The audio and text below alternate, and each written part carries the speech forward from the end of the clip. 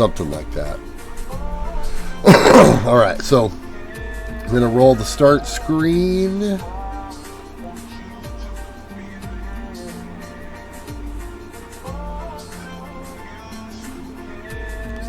Something like that. And now we're going to bring it in. And we're going to bring in the audio. Yo, what's up, everyone? It's the Pro Wrestling Planet podcast.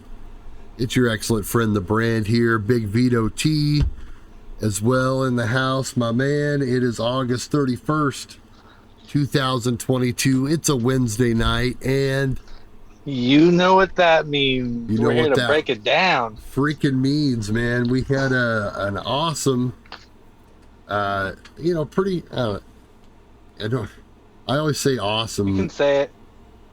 Pretty damn good Dynamite. Pretty damn good to pretty damn awesome. I haven't really thought about it as like a whole context yet, but we'll get to all that. Vito, my man, how's it going? It's going good, man. Going real good. Going real good. Like you said, it was a really good Dynamite. I'm glad we're on the same page so far. Vito's got his Malachi Black shirt on. I got my best friend's James Dean picture shirt. That is nice. Isn't this cool? That's cool. I'm going to have to look that one up. This one came out of the All Elite crate. Okay. This came out of one of my boxes. I want to say Pro Wrestling crate, but I'm not. I mean, it's at some point in time, last couple months. Fuzzy, don't remember. It might have been the other one. And I get complimented on this thing everywhere I go. And I know that like none of the people that say anything to me have no idea. Have any idea what it actually is. I think they're just like, oh yeah, the James Dean deal. James Dean, yeah. But they don't have a clue that it's Orange Cassidy or anything like Chucky that. T there. All right, we both are wearing great AEW shirts. We are. This is a good start. And so yeah, here we are. We're getting caught up on the shows. We'll kind of lead into this since this show kicked off with Jon Moxley. But the big story coming out of last week, of course, obviously, we had the title versus title, the interim title match, and Jon Moxley wins very, very quickly. For those of you who've been living under a rock, don't know the story yet, went very quickly. CM Punk sells leg injury, basically selling the fact that he had came back too early from the injury, which was odd given the promo that he cut later, but we will get to that as well. Yeah. Vito, anyway, what did you think of this Moxley promo to start us off? First of all, Moxley's the best. Everyone knows that. Don't even argue it. He's the best. The promo was amazing as usual. What really got me was the crowd. That Chicago crowd was mixed, to say the least. Okay, so are they in at the pay-per-views in Chicago as well? Yeah, this is so they're doing the whole week there. Yeah, that's what they do when they go to Chicago.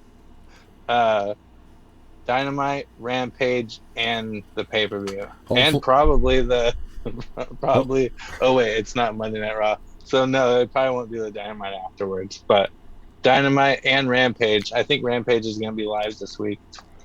Well, hopefully they're alive by the time All Out rolls around on Sunday, because it's a lot of stuff.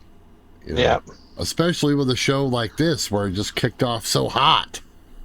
Yeah. Man, was it hot. That promo was non-stop action. He didn't stop moving. He didn't stand still. That's how you know Mox is on one. It's when you know he's delivering a good promo, when he can't stand still. You get the Mox promo style here that he usually does in the back, but, in front of the crowd. And basically, he runs down Punk. Just basically puts him down even further, just basically, sells the fact that, he really ran him down.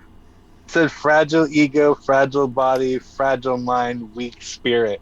Yeah. Had to look the quote up here. It was pretty, and then he leaves a contract in the ring. Just basically, just says, hey, whoever, feels like they want to face me, here's an open contract. I've signed it. Come and get it. And then nobody comes out. I was thinking, MJF's music was going to hit or something. I was waiting.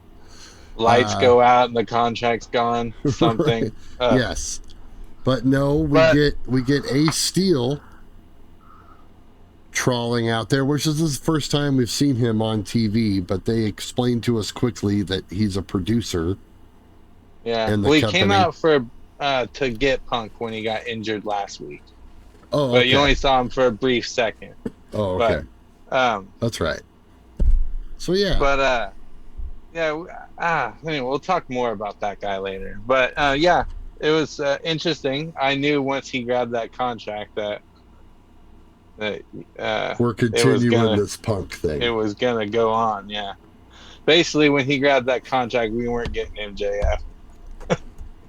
Well, that's apparent now. We'll just go ahead and let the cat out of the bag there for those of y'all that don't know. But we get a Jericho promo in the back. He hypes up the match with Danielson. Garcia. He speaks for a bunch of dead hearts. Right? What is with this? I don't know. It's weird. It's going to go with that. It's weird.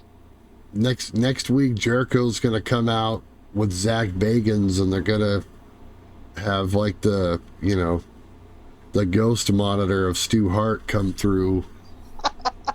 They're gonna stay a night. Oh my God. They're gonna stay a night in the dungeon. There you go. That would be a great episode, dude. Why haven't they done that yet? You ever watch that show? You ever watch Ghost Adventures? Yes. What? You're trying to get them to conjure up the ghost of Stu Hart. Dude, night in the Heart Dungeon, that would be a great episode. Call me, Zach. Oh, man. Call me, Zach. Give me some free tickets to your museum, and I'll trade you that idea that you can use next season. Yeah. But, Garcia says he wants to pledge his loyalty to the Jazz. Yep. He's a sports entertainer. He's settled on it. And there was a boo. Did you hear the boo? Right.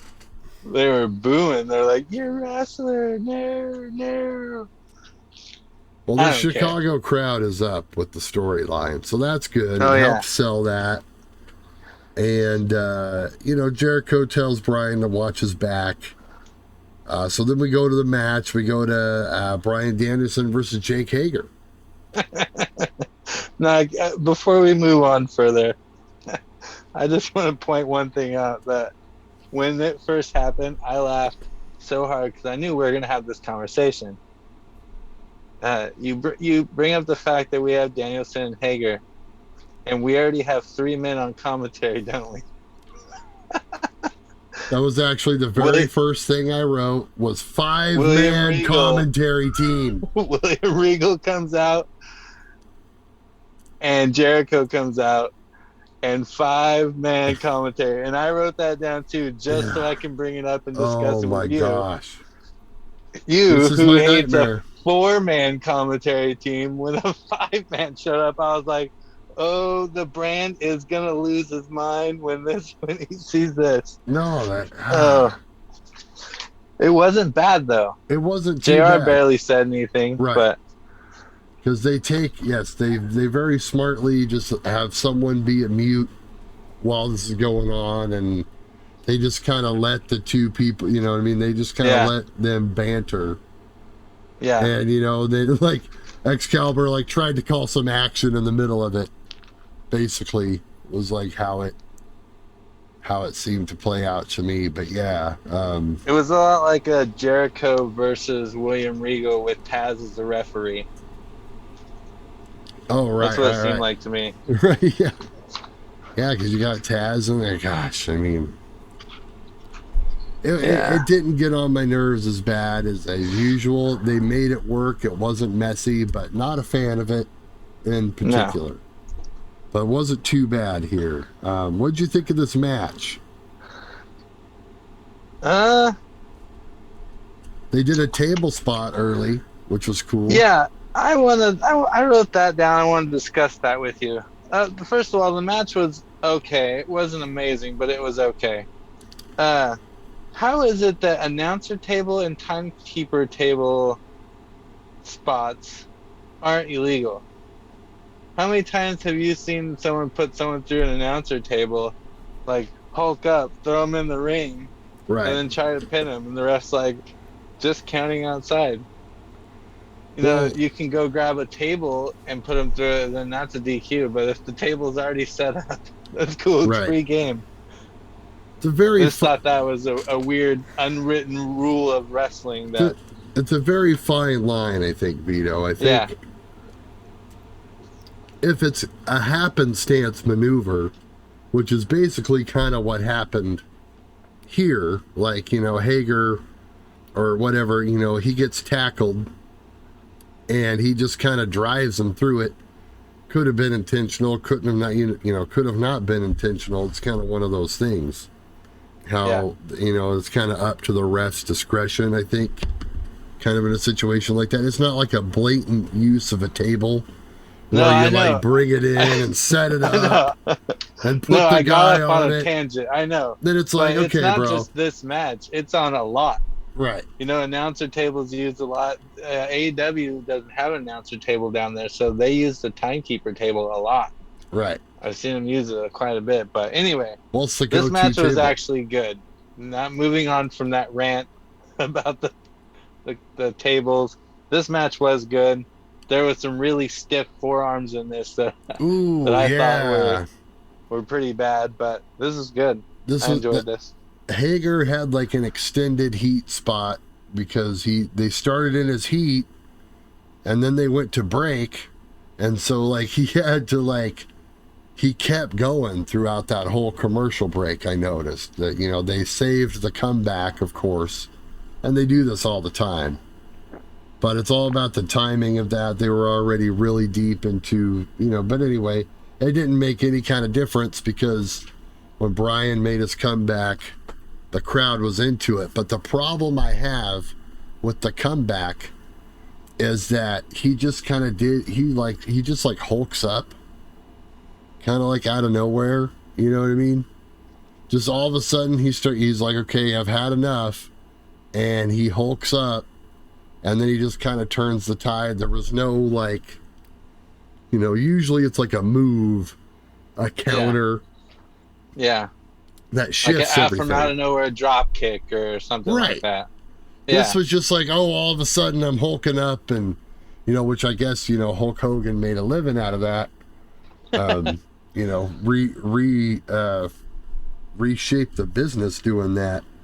But still, you know, you'd think, you know, I don't know, maybe Danielson did it on purpose, you know, but you'd think he would be doing something different there. But did you enjoy all the submission movements in that?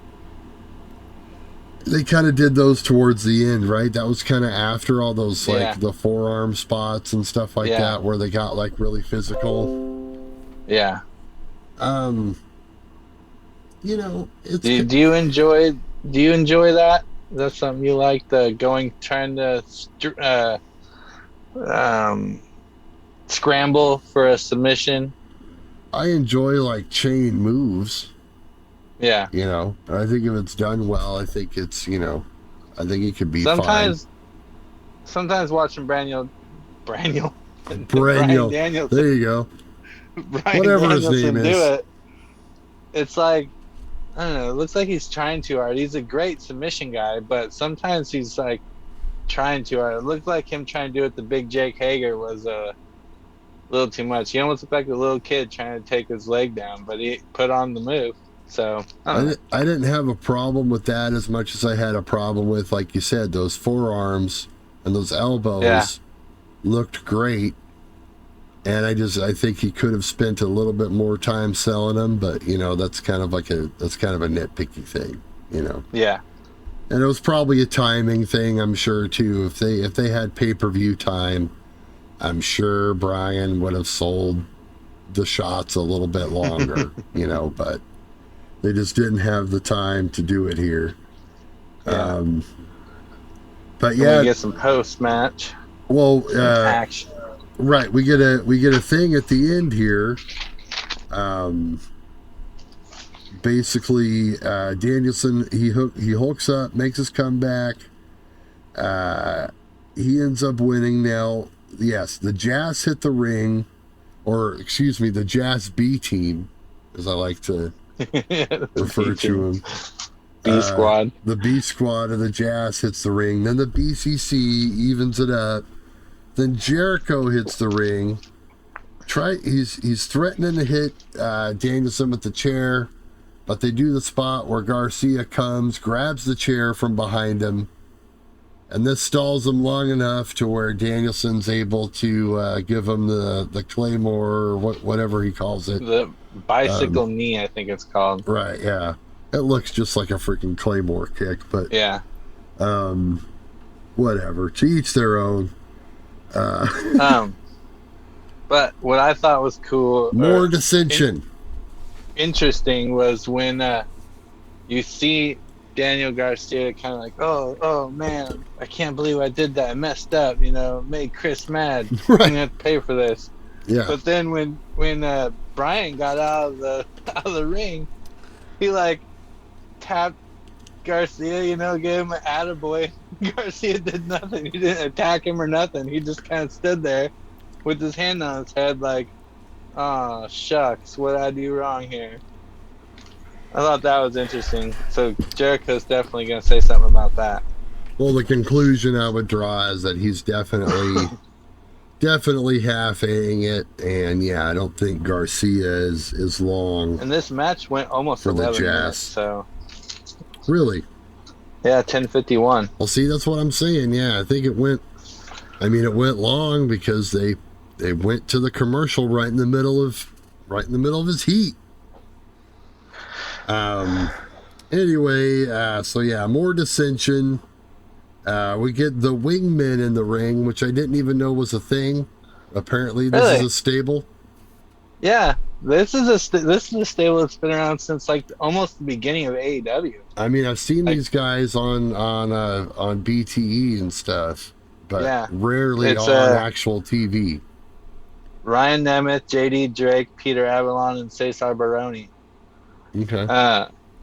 They're on Dark a lot, Dark Elevation. Yeah, they're tired of being the B squad. They want to be on TV. So they're out there with picket signs. They end up getting their ass kicked by W. Morrissey. Morrissey. Who is apparently now full-fledged All Elite. Is that confirmed? I don't know if it's confirmed, but I heard a while back he was done with Impact, and he's showing up here, and apparently they're doing a thing with him. So, well, good for him. Yeah. He worked there. He was a heater for somebody, right? Who was he working with? He came in to do the. We did a show on this. It was a few months ago. It was during the MJF thing with Wardlow. Oh, that's right. That's right. He was one of the Wardlow guys. They had him fight Wardlow. Yeah. So maybe we get a rematch of that. Well, possible. Of course, your guy came down. Discount Clarence Mason. Right. St. Vincent de Paul, Clarence Mason. And this was bad. I did not really like the presentation of this. I don't know why they had Stokely can talk so well, but they had him just do so he comes out and gives the cards to Morrissey, and he's leaving. Tony stops him and asks him, "Hey, why are you giving all these cards to everybody?" Like, hello? Like, Tony, like, what? Like, that's the dumbest question. Like, what do you think he's giving all these? He's trying to get clients. You know what I mean? Well, like, what kind of question? After that, it got worse because he just said it's none of your business. Yeah, he just says it's none of your business and gets in his face like he's Vince McMahon or somebody. And then Tony makes it even worse by saying, "Nope, I work here. It is my business, pal. I work here. It's my business." And I asked him the question. Says, "It's none of your business," and he shakes him like he's trying to break his collar or something. And then they just kind of stand there, and you didn't really give. It kind of seemed like Morrissey was going to go with him, but I don't freaking know. They went man. together. I mean. Right. I almost want to look up a list of how many guys he's got, or how many people he's got so far, because he's got some good people in it. He got the whole baddie Ethan crew. Page. That's 3, right? Yeah. There's 3 of them, and then he got the Ass Boys. He got the Ass Boys, so that's 5. Ethan Page. Got Ethan Page. Yep. That's 6. So developing quite the list of clientele. Yeah, he's gonna be up there with the Bobby Heenan family soon. And wasn't he like courting Hobbs and Starks before they broke up too, or was that? Because he was part of that angle when they came in, right? Because I don't remember. He was messing around with Swerve and Keith Lee at first. So I don't know. I can't remember. I can't remember from week to week. Well, we get then we get the Ospreay backstage promo. Yeah, I thought that was funny. I enjoyed that actually. I didn't get this either because it was one of those things that like it just didn't. I didn't think it made Ospreay look cool because Callis comes in and just kind of talks the whole time. He goes back there and blows smoke up Ospreay's ass, trying to, right, get in his head about saying, you're not this Kenny Omega, you're your own self, you're Will Ospreay, Right. But I don't know, I low key enjoyed that backstage segment, if that means anything. Well, I mean, now that you put it in that perspective, I can see why they did it, but when I first watched it, I was just kind of like, oh man, they made Ospreay kind of look like a doof there. But I get that part of it too. Plus, we also got to see Alex Marvez. Hardly ever get to see Marvez. The ghost of Alex Marvez. Yeah, he got to put in some work. Usually Tony Schiavone running around that whole arena, but we got to see Marvez. It's nice to see that guy. He got off work in time from NFL radio to make the show, so that's good. But yeah, then we get now, Vito, I got to be honest with you here. We get the Britt Baker promo, or not promo. I see Britt Baker come out, and I'm not sure what happened. All hell breaks loose in my house with my new puppy and this and that and the other thing. Had to take her outside. So run this by me. What ended up happening? A tag team match, I'm presuming? Yeah, it was Britt Baker and Jamie Hayter against Hikaru Shida and Tony Storm. And that's right. That's man. Right. Let me tell you, there was this ugly Hurricanrana. Oh no.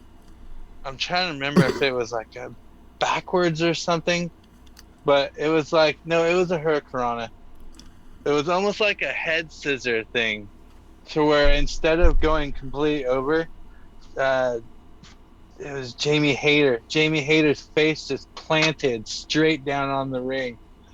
Like instead of doing a flip over, she just kind of did just like a face bump. And it was so bad looking that the referee immediately dropped down to her to check her. It scared the ref. It was so bad. I was like, jeez. And you're just thinking, oh, please don't throw up the X. Yeah. Oh, exactly. Don't throw that X up. Someone's going to be hurt. I was looking for a busted nose. Right. Yeah. Huh. Okay. This was a good match. So it sounds fair.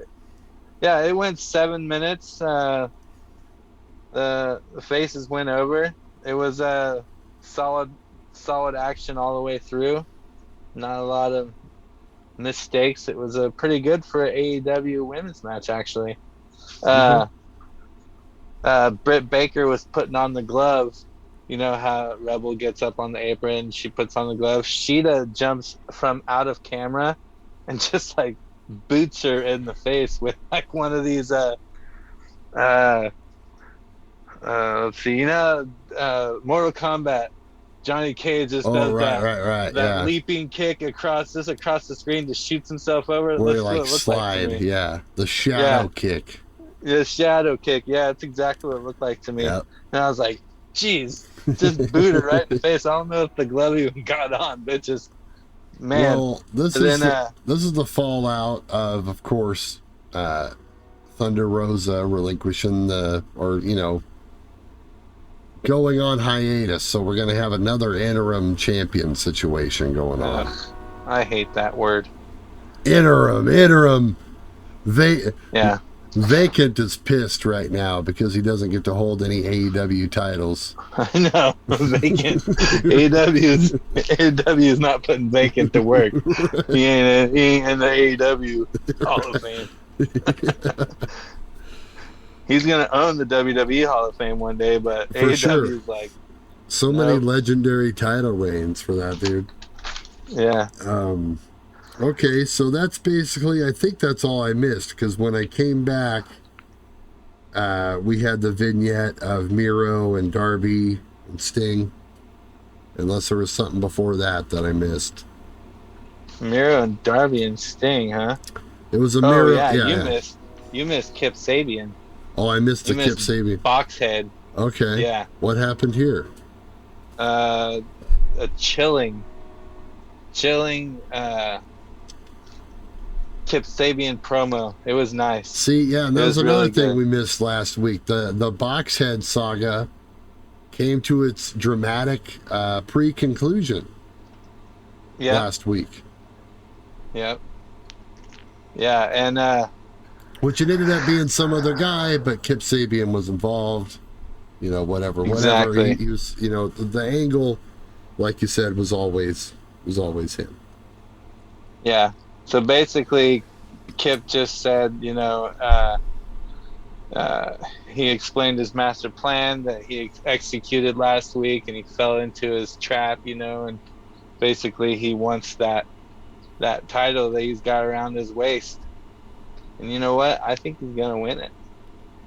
I think Kip's going to win the title. Okay. Interesting. I think his new look is awesome too. It'd probably do more for him, I'm sure. But yeah, like we've always talked about, that idea of being with that title kind of being defended, wherever, anywhere, and anywhere. So yeah. Now we're on to the... Okay, so yeah, then they go to break, and then they came back.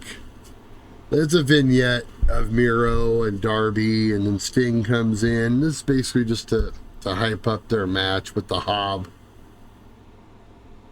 You like how I did that? See what I did there? The Hob. The Hob.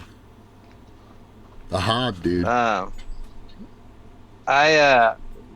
Sting dropped this for me.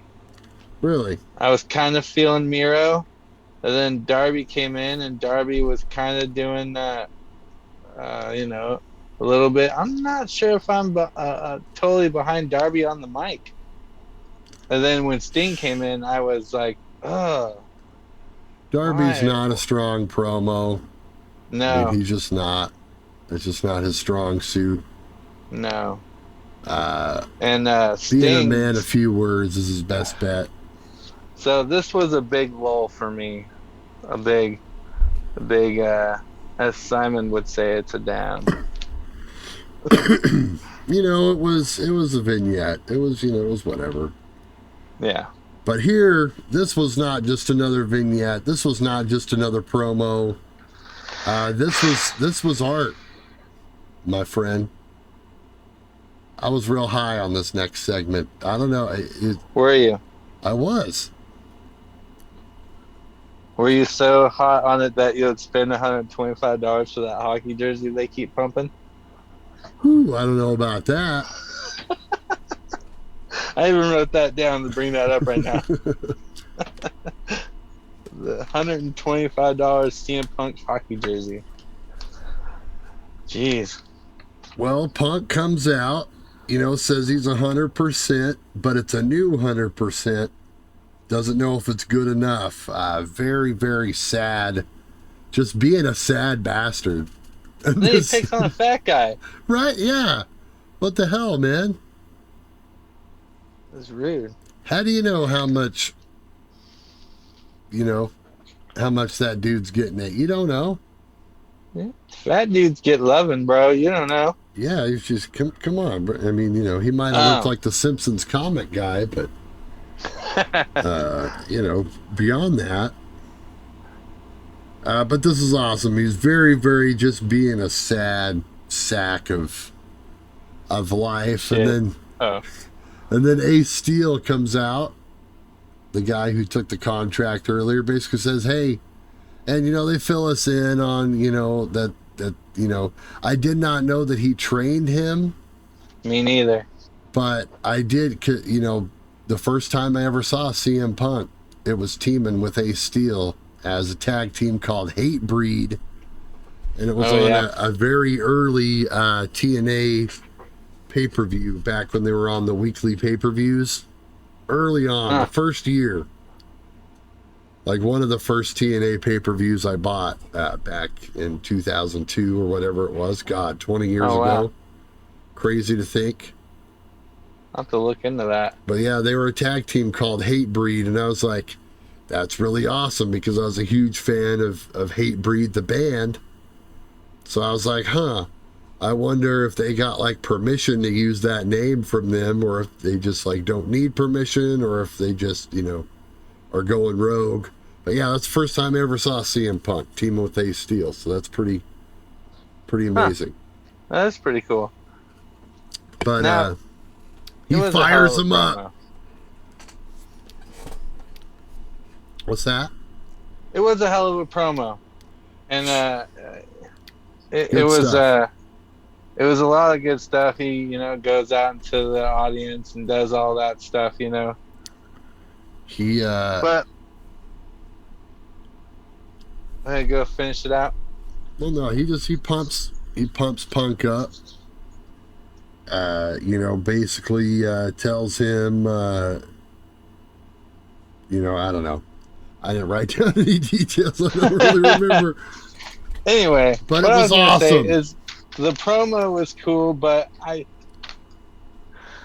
didn't like the overall segment.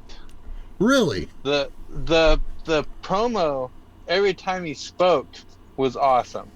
Right. But the segment layout I did not enjoy. Okay. You see what I'm saying? All right. Like the order of operations. All right. Did not flow for me at all, and I didn't buy the order of operations in Punk's not emotion, but I don't know, something. I didn't get part of it. Like I said, promo amazing, but something about the segment itself just didn't sit right with me. Okay. Yeah. It just seemed off. Well, it's been a strange build. It's an interesting way to get to this match. You know what I mean? Yeah. So I can see, but yeah, I think that's kind of what they were going for. I almost am like kind of sad that overall they've really only got like a few weeks to really build this match. with stuff. Yeah. Because thinking about it, like, man, they could come up with some really creative stuff, I bet, between the two of these guys, as far as like creative ways to build this feud. And I think that that's what they were trying to do here, and that's probably why it felt kind of odd to you. It was definitely like sports movie, type. Like promo, it could have been like the end of Bad News Bears or some, slap shot or something. Oh shit! So, ESPN's gonna buy this and make it a movie. Yeah, something. But I mean, that's just kind of the vibe that it gave off. So, also, I think that this was by design and probably either Punk or Mox's idea. But Mox comes out and does a promo by himself to start the show. Yeah. They do this thing in the middle here where it's just Punk. And then, as we'll cover, Mox comes back out later. Yeah. By himself. Nothing between the two of them here. And I really thought that consciously that they were probably like, yo, let's not do the same old, like, face-off in the arena deal. You know what I mean? Yeah. Like everybody does for every wrestling promo. They did it with them, it was, they had all the security out there tearing them apart. So it's already been built to where they can't be in the same room around each other without killing each other. Well, there you go. Well, they purposely avoided each other, and I just thought that was a nice touch, Yeah, me too. That was good. Especially when Mox came back out.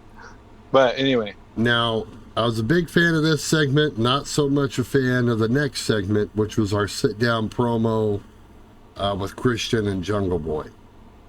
Just another person who needs help on the mic. This was odd. Yeah. This was a weird way to go home to this match. One interesting thing of note, though, is that they did end it with Jungle Boy saying that he wasn't going to fight Jungle Boy. He was going to fight Jack Perry. Yeah. At All Out. That's what, I wasn't feeling Jungle Boy's, mic work until that last line, and then he hooked me. So... what have you done for me lately? It's always the last thing you hear. So it's not Jack's fault on this one. They put him in a situation where he definitely, I don't think, was the most comfortable. Just the angle was strange, and it's hard to pull something like that off, Yeah. He's probably really never done like a sit down promo like that ever in his life. No, and you know what? This doesn't hurt him at all. Yeah, I mean, it's whatever. It's a mid-card feud, anyway, so there's no reason to get up in arms about it. Then we go to FTR and Wardlow against a few random ROH guys, including Silas Young. One of the guys looked like No Way Jose. Am I wrong? Was that No Way Jose? The guy with the dreads? Who are these other two guys? Red Jones and Vic Dupree. Okay, so this guy, that's probably Red Jones, I imagine. Let's see here. Red Jones made a tag to Vic Dupree, who was immediately caught in the big ring. Okay, that's what I was saying. I wrote down here that the third guy didn't even get touched. And then I'm looking on here to see what was the two guys who did get touched. And the only guy who didn't get beat up was Silas Young. Well, there you go. They're trying to save Silas Young to a degree, it looks like. Because, he was the only guy I recognized. The other two guys, they just, were kind of fodder. I mean, how many Ring of Honor titles does Silas Young have?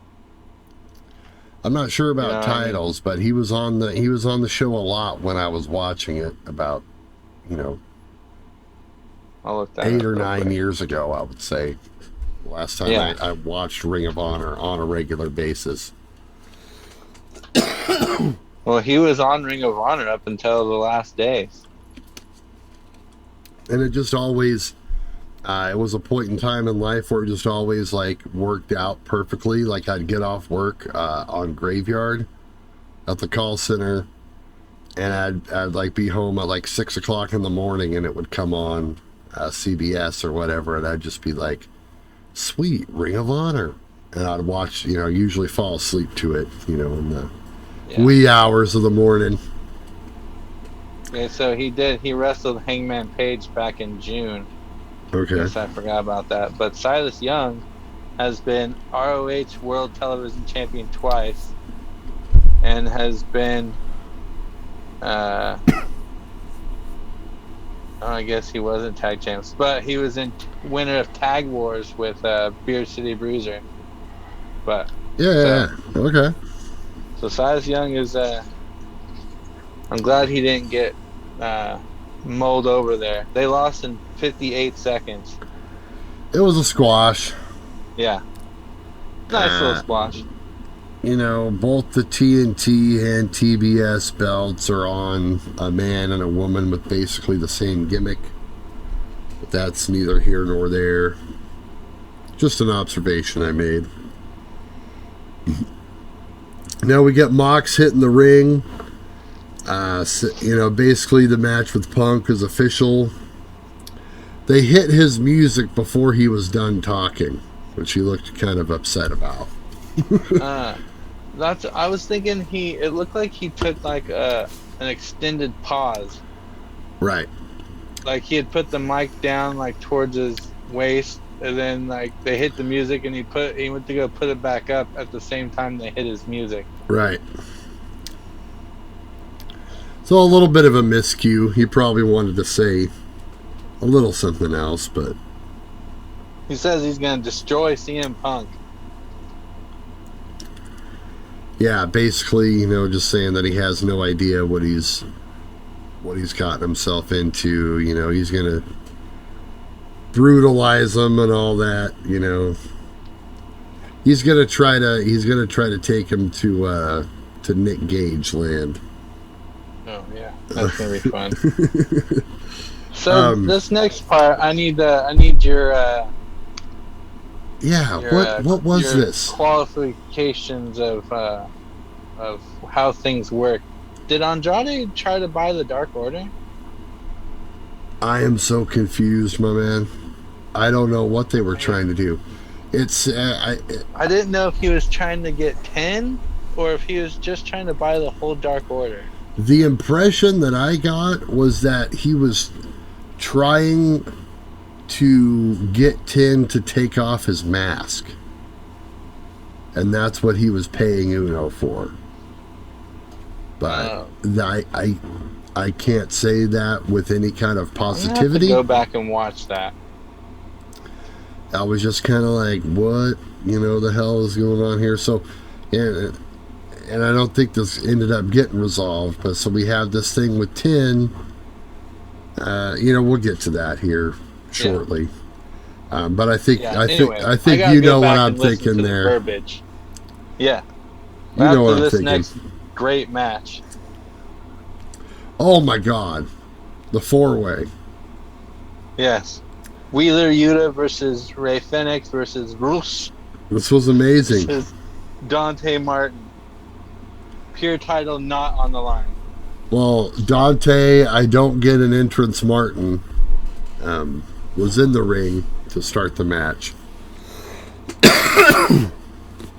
We get the other guys though, and this was great. And I thought that this was awesome because the whole way this match was set up, you have the 4 high flyers, and then you have Rush, who can do some aerial stuff, but is like the grounded one and can kind of like play the big guy in the match, but also do the flying. I thought it was very well booked. So there was one problem I had in the match. All right. Rouge has Dante Martin in the ring, does a big impact move. Dante Martin falls on the mat. At this time, Fenix and Wheeler Yuta are on the ramp side of the ring, right? Mm-hmm. And they're fighting the bouts over there. So Rouge is about to go and do a dive to the outside. At this time, on the side of the screen, you see Dante Martin roll out of the ring. He's done selling that move Rouge did to him. He rolls out of the ring, comes around the corner so he can help catch Rouge to fly over the ring.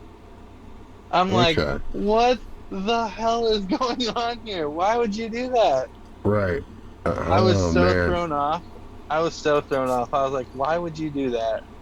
That's it bad. Was a short match, but it was good. I enjoyed it. It went 8:31.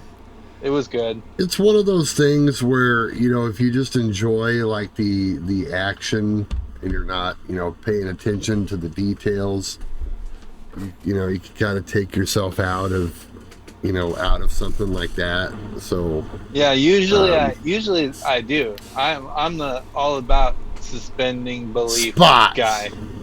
But you just got to enjoy spots sometimes. Do that, they don't have to make sense, Vito. It's just a spot I've actually fest. never seen someone do that.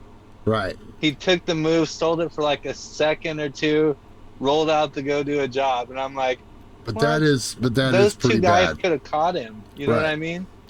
Let me go run into position here real quick. Yeah, I can see how that's kind of. Yeah, and it was fast too. It was like those two guys could have caught him easily. Phoenix and Wheeler Yuta easily caught him, but you know it is what it is. Well, and then Dante Martin also almost kills Ray Phoenix with a freaking poison rana that looked horrible. See that? Yeah. No, I guess I missed that part. Gosh. These guys need to stop doing this move. So, Yuta wins that, right? That's what happened? Yuta wins. It's a spot Now, I have fest. a quick question. What's that? They announced the casino ladder match at that point, okay? They said that this was half of the entrance. Yeah. Now, did you see the other half? It's all friends. It's a bunch of friends. We got Claudio and Yuta, Penta and Phoenix, Rouge and Andrade, then Dante and a Joker. You know who I think the Joker's going to be? Dante's brother. Darius. Yeah, Darius. That's his name, right? Darius Martin? Yeah, Darius Martin. Yeah. It fits with the rest of the card. Yeah. I was like, why would they do that? It's 4 teams. Yeah. Huh. Interesting. Anyway. If they were going to do that, you think they would have done like a tag team casino ladder match or something. I don't know. Something. Yeah, I don't know. Yeah, that's a messed up match that they made. I don't know why they did that. Hopefully Tony comes out with a storyline or two out of it. But well, speaking of teams, baby. They run down the card, which we will get to here later. We'll run down the all-out card. We'll figure that part out. Make our quick predictions, but this show caps off with an absolutely amazing 6-man tag. I don't care hold who on, you you missed a small spot, buddy. Okay. You missed a small spot before the 6-man. Okay. Remember when Silver and Reynolds were back there with 2 injured friends and no tag team partner? That's right. Yeah. Uno and Ten are out, so they need a cowboy to cowboy up, and he did. Hangman is joining the Dark Order in this trios contest, which will be on Friday as their match. So we can let's talk about this banger. We'll talk about this, and we all know where this is going anyway, but yes, Vito, this was a banger. Very strange to see the Elite be like the baby faces in a situation, like the straight up faces, no 50-50. And people like Ospreay, you know what I mean? But like clearly they were working face, and Ospreay and Aussie Open were the heels. Yeah. I don't know. I think Kenny did some pretty heelish stuff. Oh, I don't know, man. What do you think about Kenny's entrances? You like them? What do you mean, like the where they lower the rights and Justin Roberts does the whole the intros? Yeah. I love the intro aspect of it. Absolutely, I think it's great. Yeah, I like that this one, every single one was a diss on Will Ospreay. He outsells everything Will Ospreay does. Yeah, I like that. It's interesting that they worked that in there, considering the thing, the Kevin Nash, Will Ospreay thing that just happened this last week. But I don't know. It's funny. Maybe that's why they're doing. It's just more Twitter BS. Ospreay was like talking about like all the like great matches that he had done, or like his star rating, or what, I can't remember what exactly it was. He made some tweet about it, and Nash commented, but how's your merch sales or something like that. Oh yeah, and Ospreay comes back and said, did you tear a quad with writing that tweet? I was like, oh, that, yeah, I did see that. Yeah. So this match was cool. A lot of cool stuff. Awesome. Omega has lost the brace, but he's still wearing the compression shirt. It got torn off him, though. Yeah. By the time this is over, and it was nice to see. Tried stripping him down. Right. He had some of the shoulder tape or whatever underneath, but he's just fine. Doesn't need the shirt. He doesn't have like a beer gut or anything going on. No. For a while, it turned into a chaotic Chicago street fight out there. Did you see that? Right. Went into the commercial break. Well, they did. Yeah, and I guess that's kind of where, and that's where the heel, that's where I went into the thing where Ospreay and them are the heels, because the match started with like, they did a whole bunch of their stuff, but then it settled down. And then it took, because after Kenny came in and he had his little run, then Aussie Open and Ospreay, they took over, and they were really like, they were working heel heat, trying to work his shoulder, trying to work the injury. He tore off the shirt. Aussie Open was clearly the heels. Yeah, they're definitely working heel, but I've seen there's a couple spots where Kenny's still holding on to his bad guy. Right. Well, he can't go all the way, but situational. Yeah. Situationally, they were the faces here, the Elite, which is very rare. There was two really good cutters in this match. There was a pop-up cutter that was really beautiful early, and then Nick countered that Ospreay cutter, that there was like an elevated Ospreay cutter into his own, like a stunner, pretty much. It was beautiful. I loved it. I don't know if he's ever done this before. You can maybe let me know. I've never seen it, but Nick did, like, I don't even know what you call it, dude. Nick came in one of those spots there in like mid-match, and he did the best thing I could say to describe it. It was like a springboard Canadian destroyer. Oh man, that was awesome. Right? Did you see that? I was like, dude, what? Yeah. I've never seen nothing like that. But I was like, dude, I've never seen no one do that. Yeah, Nick's that was nuts. Hell yeah, Nick Jackson. Props on that one. My favorite move that Kenny Omega does is the V-trigger, and that dude flubbed it at the end. Oh, gosh. And the camera angle caught it. Yeah. That made me mad. Yeah. Oh, man. But then he ate at One Wing Angel for his troubles. Now, Vito, now when we went to our last commercial in this match, something very interesting happened. What happened? Well, we're in the picture-in-picture, so we're getting commercials, right? I sometimes watch the Pips. And a Honda commercial came on. Oh, narrated by the one and only John Cena. Peacemaker. Oh, yeah. So, literally, John Cena made his Dynamite debut tonight. Yep. You couldn't see him. Confirmed right here. John Cena is all elite. Right. But I'm like, wow, this is so weird. You hear John Cena's voice while you're watching Kenny Omega, Young Bucks, Will Ospreay match. Yeah, it's like he's commentating. Right? Commentating. It was bizarre. But I had to make mention of it, though. Bizarro. Now, Ospreay and them, they did this like modified indie taker. Yeah, that was weird. Ospreay came off the rope and did like a weird, like, he like elbowed him or something before he went into it. It was like a flip elbow. It was weird. Yeah. I didn't get the whole thing of it, but it was cool how they pulled it off, right. like up until the weird elbow thing. And then they hit the actual indie taker later on them.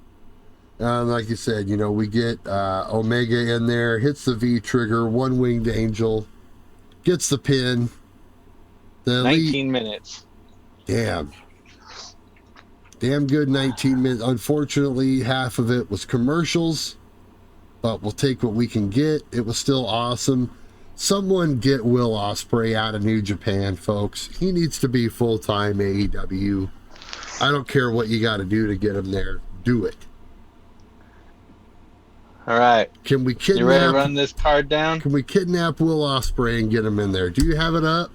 I have it up right here. Okay. All right. You run the show on this. That way I don't have to dig for it. Let's do this. We'll start down here at the 0 hour pre-show match. We got Pac versus Kip Sabian for the AEW All Atlantic Championship. You know where I'm going with this. Box head for the win.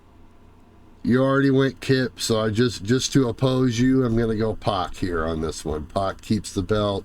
The bastard. All right. The bastard further establishes the belt. We're still on the 0 hour pre-show. We got Hook versus Cool Hand Angelo Parker from the Jazz. And the FTW titles on the line. Jazz B team guy is going down. There's no way Hook's there's no way Hook's losing to him. Hook. Especially someone's gonna beat Hook, but not this dude. Come on. No.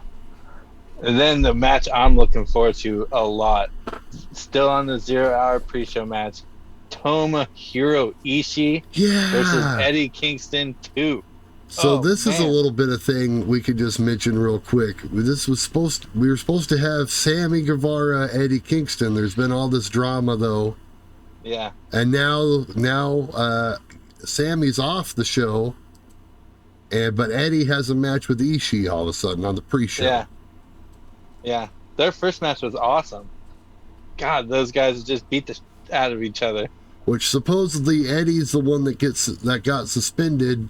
But yet he's still on the show and Sammy's not. So who knows?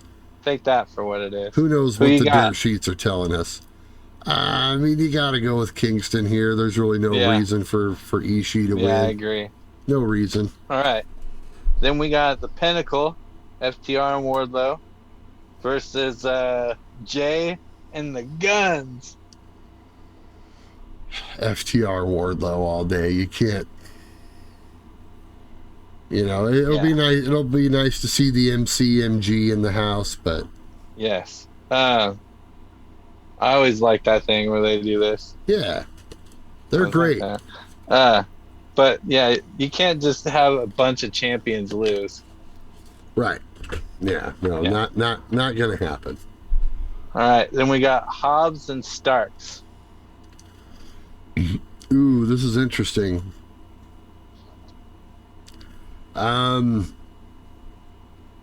You know, I think Hobbs wins here by some sort of chicanery. I don't think they're done with the story yet.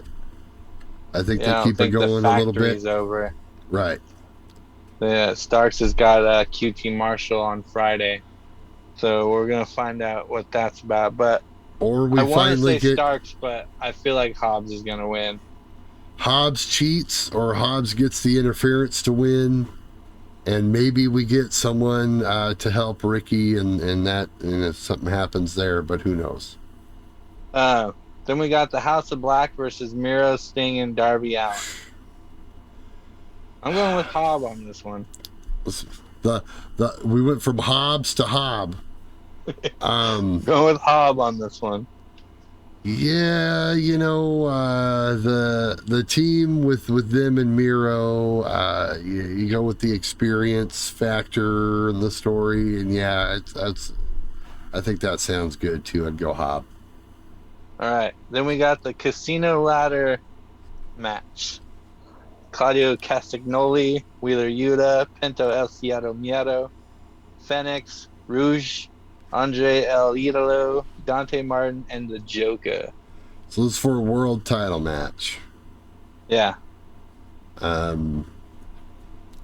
Really, I could see any of these dudes winning it besides like Dante, even Wheeler. I mean, any of them could win it though. I wouldn't even put him past. I wouldn't even put it past Wheeler winning.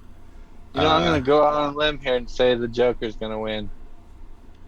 The Joker is usually the favorite, I would say, in this situation. Yeah. I think the Joker's going to win. Whoever that is. Do you have any thoughts on who that might be? I mean, we joked about Darius Martin. It's not going to be Darius Martin. But who, obviously not Johnny Gargano, right? So, pour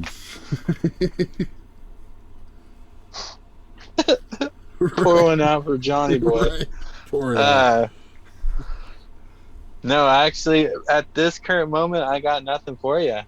It could be anybody. Maybe it'll be Morrison again. I don't know.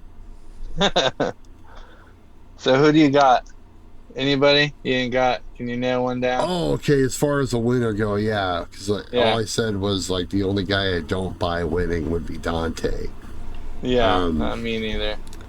If you really want like a good title match out of this, you do Claudio, I think, unless the Joker person is bigger than Claudio.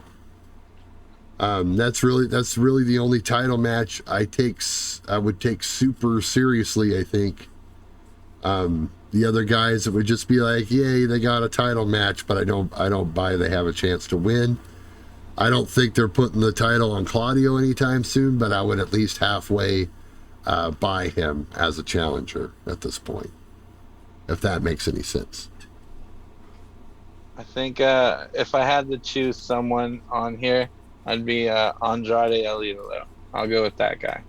Only because I don't want BCC to mix up. Yeah, him or Roosh would be a fine pick as well. Oh, and how cool would it be if Wyndham was the Joker? Ooh. All those rumors about him coming to WWE. Ooh. How cool would that be? That might happen. All right. So then we got the interim Women's World Championship with Toni Storm, DMD, Jamie Hayter, and Hikaru Shida. Who you got? It's got to be Tony. Yeah, that's what I was thinking too.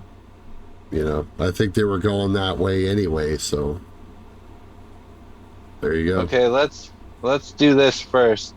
On Rampage, there's the match between the Dark Order and the Best Friends. Are we both in agreement that the Dark Order wins that? Just like you predicted, Vito. Yeah. We've got the Dark Order Elite Hangman's showdown. Going against his homies. That's where we're going, obviously. So what's the deal? What are we saying there? Is Hangman turning on Dark Order? That's my first thought. That's my thought. That's my first thought. All right. That's what we're going with. That's what I'm going with. I'm not going to overthink it. That's what we're going with. Me neither. Jade Cargill versus Athena for the TBS Championship.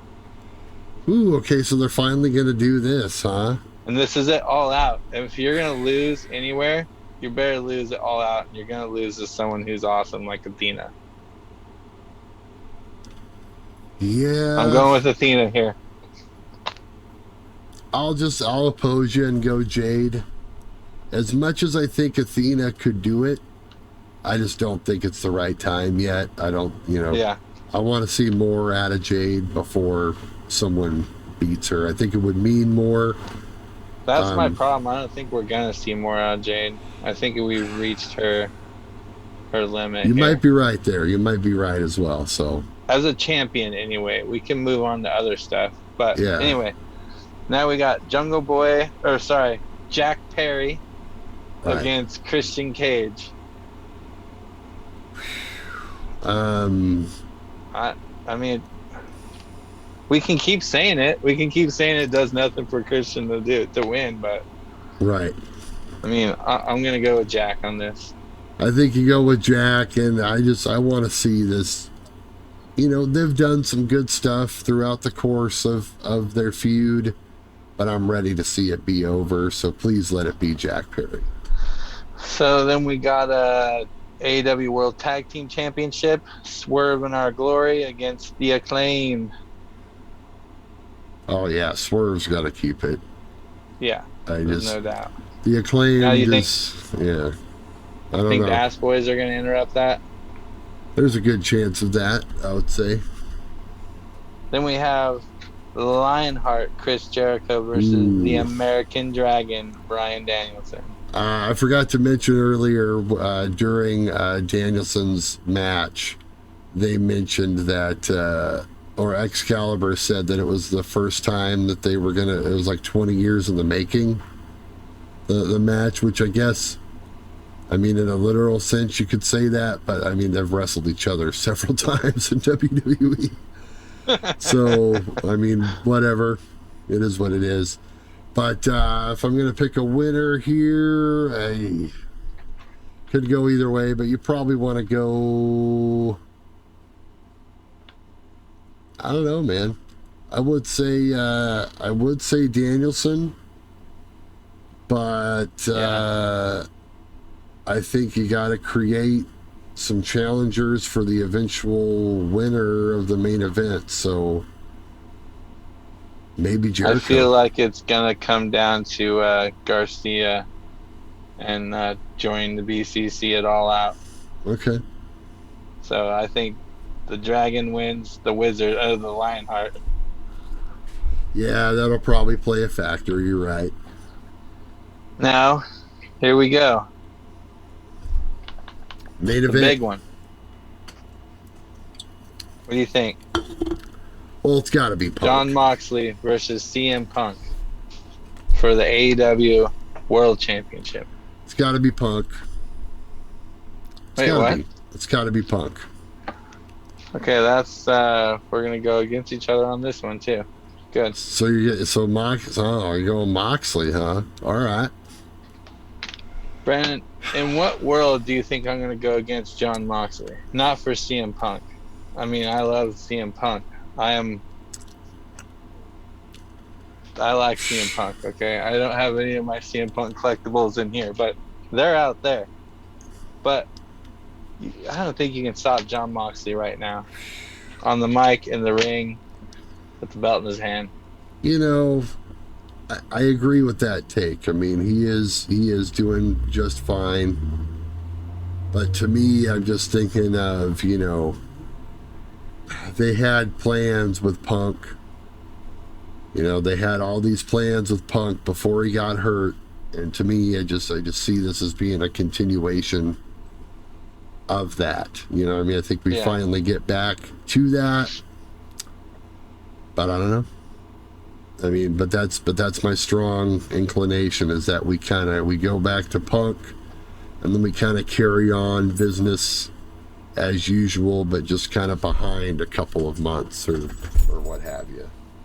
Yeah. So that's it. We'll see what happens. This seems like a very predictable show, but I guarantee you there's gonna be a lot of twists and turns. Of course. Because just when it seems like it's predictable, that's when it's not. Think MJF could be the Joker? It's possible. But does he come out at the end of this? I think I would more or less bet on him coming out and either getting involved in the match or showing up right afterwards. Or maybe you're right and Moxley does win. Maybe MJF comes back and costs Punk the match, because he is the guy that ran him out that night with the promo. Yeah. Also, real quick before we wrap up, I thought this was way interesting. The dirt sheets all week talking about this thing, and it was on podcasts from here to there and this and that and the other thing about how Warner Brothers was coming down on AEW about language. Oh, yeah. and then there was an F-bomb on tonight's show. Oh, man. So, you know what, folks? Don't believe everything you read. You just can't. Nope. They're getting desperate nowadays. Down with the dirt. In the sheets. But that is what it is. Vito, let's rate this Dynamite show. We forgot to do that. What do you give? I think I'm giving it a 4. A 4? Yep. There's only two or three small things that knocked it down, so 3. I'm doing a new thing. I start at 5 and I pick a couple of things that knock it down, so I only got knocked down to 4. Okay. What about you? I'm gonna go 4 1/4. I'm actually gonna go higher than you for once because. My goodness. To me, you had 3 really solid matches. You said the tag team match is good, even though I missed that with the women. But to me, it was worth the price of admission. We technically had 4 matches. Right. So you had 4 really long, good matches. They were on the long side, but they were all good. So yeah. Can't complain. It was a nice, and you add in the Punk promo, dude. Yeah, and the Mox promos. Just the whole presentation of it. Like I said, the way they just didn't do the same old crap where they face off. Double thumbs up for me, and a 4.25 star. Best episode of Dynamite I think I've watched since we started this show. Yeah. I'll go as far to say that. It was pretty good. It was pretty good. The only thing that fell flat for me was the Morrissey thing and the Miro and all that. Right. The Miro thing. That's just small things. That's what took it from a 5 to a 4. Very small details, nitpicky things. The Jungle Boy and Christian thing. Yeah.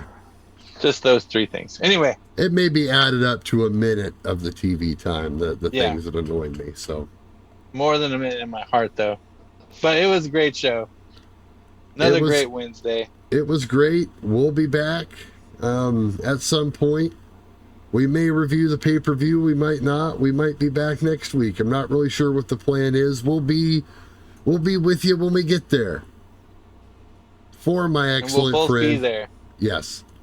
Because we're not going to be square. We're going to be round.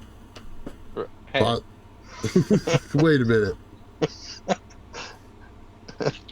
For my good friend Big Vito T, I am the brand. Thank you for listening. Thank you for watching Pro Wrestling Planet, pwplanet.com. Vito, give me the sweet. Give me that sweet, too sweet. It is too sweet.